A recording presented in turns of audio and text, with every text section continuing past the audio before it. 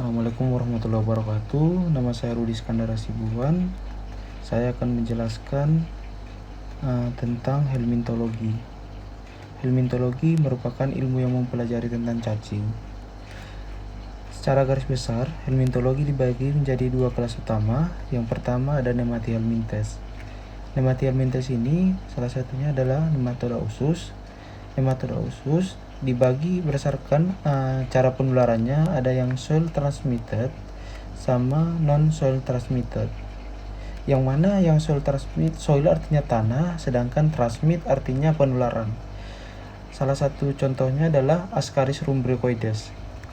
Secara morfologi telurnya, Ascaris lumbricoides telurnya berbentuk bulat, kemudian simetris. Di bagian luarnya dia terdapat albuminoid, kemudian di tengahnya terdapat granul.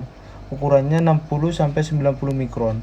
Sedangkan cacing dewasa dia memiliki ukuran yang lebih besar dari cacing yang lainnya.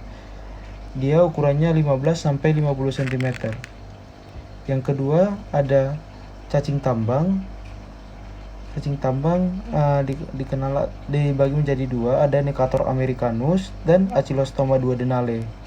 Untuk Necator americanus dia memiliki bentuk seperti huruf S pada cacing dewasa. Kemudian Acyclostoma duodenale dia memiliki bentuk seperti huruf C pada cacing dewasa. Untuk telurnya hampir sama, dia lonjong, kemudian kulitnya tipis, dan di bagian tengahnya terdapat bentuk seperti bunga. Selanjutnya Trichuris trichura, yaitu cacing yang soil transmitted, yang mana sering juga disebut dengan cacing tambuk. Ukurannya kurang lebih 5 cm. Untuk bentuk telurnya dia seperti tempayan, kulit luarnya seperti berwarna kuning, dan pada kedua katup terdapat yang dinamakan operculum. Sedangkan yang non soil transmitter artinya dia tidak menular melalui tanah. Contohnya Enterobius vermicularis. Telurnya berbentuk bulat, lonjong, dan asimetris. Kemudian di dalamnya terdapat granul. Untuk yang cacing dewasa, dia ukurannya sangat kecil. Pada jantan ukurannya 2-5 mikron, sedangkan pada betina 8-13 mikron. Transmisinya, dia berpindah pada malam hari ke dubur. Kemudian telurnya disimpan di dalam lipatan kulit, sehingga anak yang terkena Enterobius vermicularis akan merasa gatal, dan anak itu akan menggaruk yang gatal dengan tangan, kemudian di kukunya. Anak itu tidak cuci tangan, kemudian memakan makanan, dan telurnya kembali tertelan.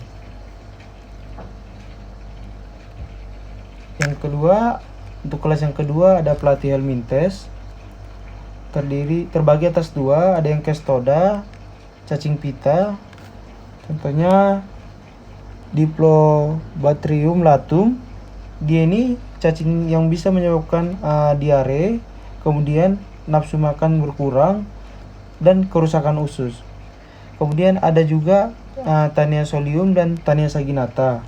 Untuk Taeniasolium, hospes perantaranya adalah babi, kemudian Taenia saginata, hospes perantaranya adalah sapi. Ini dapat menyebabkan diare pada manusia. Kemudian untuk yang trematoda atau cacing daun dibagi berdasarkan tempat hidupnya. Yang hidup di hati ada Fasciola hepatica. Dia itu bentuknya seperti daun. Kemudian untuk bentuk bahunya khas ada dijumpai spalikon. Kemudian dia mempunyai 2 batil isap. Sedangkan yang Fasciola gigantica dia memiliki ukuran yang lebih besar dari Fasciola hepatica. Kemudian dia ukuran bentuknya seperti daun dan tidak memiliki spalikon atau bau yang jelas. Selanjutnya yang hidup di usus ada Fasciola busci, yang mana cacingnya berbentuk bulat panjang dan tidak memiliki spalikon. Cukup sekian yang dapat saya jelaskan pada helmintologi. Kurang dan kalian saya mohon maaf. Assalamualaikum warahmatullahi wabarakatuh.